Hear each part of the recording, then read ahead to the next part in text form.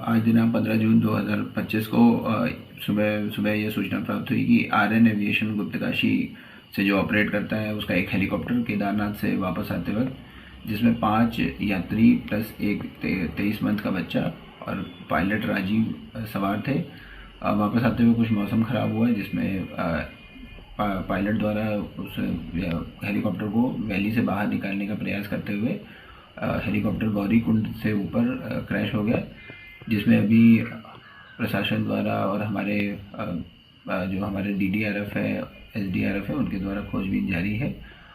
जैसे ही अग्रिम सूचना प्राप्त होती है तो सूचना दी जाएगी।